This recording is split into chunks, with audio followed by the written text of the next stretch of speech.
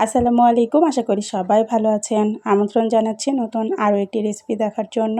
আজকে খাসির মাংস আলু দিয়ে পাতলা ঝোল রান্না করে দেখাবো। আশা করছি আপনাদের কাছে ভালো লাগবে। এভাবে আলু দিয়ে খাসির মাংস পাতলা ঝোল রান্না করে দেখবেন, অসম্ভব মজা লাগে খেতে। খাসির মাংস রান্না করার জন্য আমি এখানে 1 কেজি পরিমাণ খাসির মাংস নিয়েছি। আর মাংসগুলোকে খুব সুন্দর করে ধুয়ে পরিষ্কার করে নিতে হবে। খাসির মাংসতে অনেকটাই লোম থাকে, এগুলো কিন্তু সুন্দর করে বেছে নিতে হবে। এবার মাংসগুলোকে কড়াইয়ের মধ্যে নিয়ে নিচ্ছি।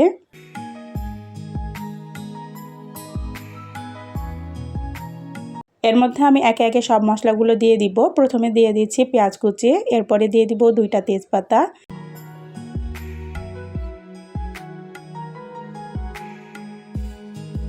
দিয়ে দিচ্ছি গোটা গরম মশলা, এরপরে দিয়ে দিব হলুদের গুঁড়া, শুকনো মরিচের গুঁড়া,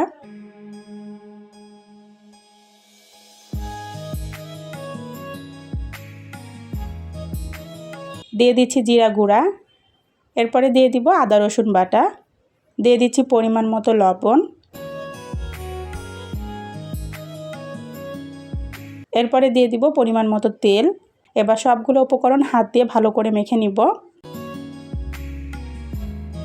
এবার সবগুলো উপকরণ হাত দিয়ে মাংসের সঙ্গে ভালো করে মেখে নিতে হবে।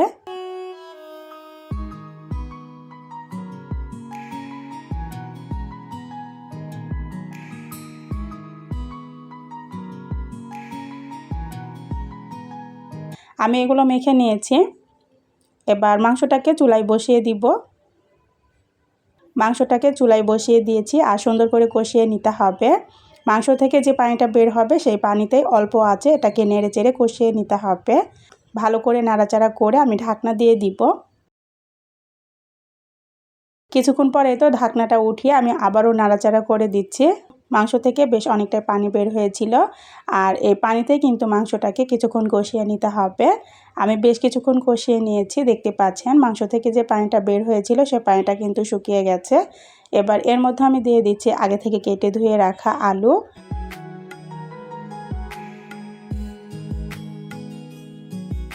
আলুটা দিয়ে ভালো করে নাড়াচাড়া করে দিব, দিয়ে আবারও ঢাকনা দিয়ে দিব।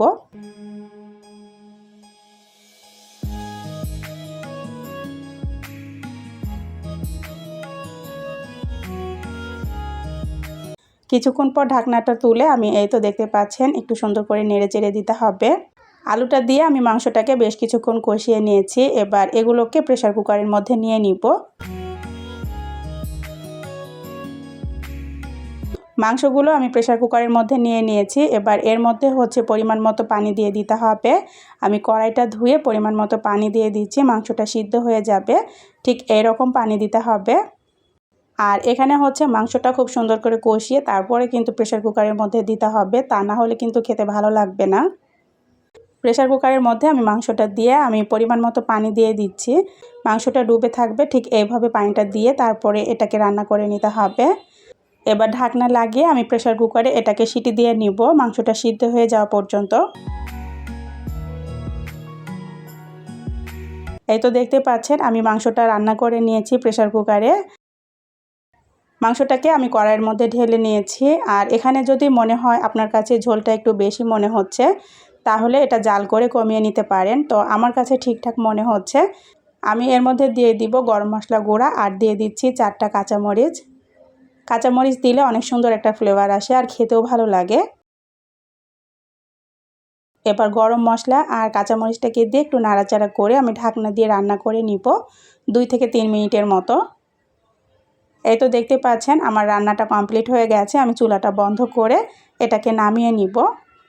এ পর্যন্ত যারা ভিডিওটা দেখছেন একটা লাইক দিতে ভুলে গেছেন, প্লিজ একটা লাইক দিয়ে আমার চ্যানেলটা সাবস্ক্রাইব করে নেবেন। এভাবে আলু দিয়ে খাসির মাংস পাতলা ঝোল রান্না করে দেখবেন, অসম্ভব মজা লাগে খেতে। আসছে কোরবানির ঈদে এভাবে দুপুরে গরম ভাতের সঙ্গে একবার রান্না করে খেয়ে দেখবেন, অসম্ভব মজা লাগে খেতে।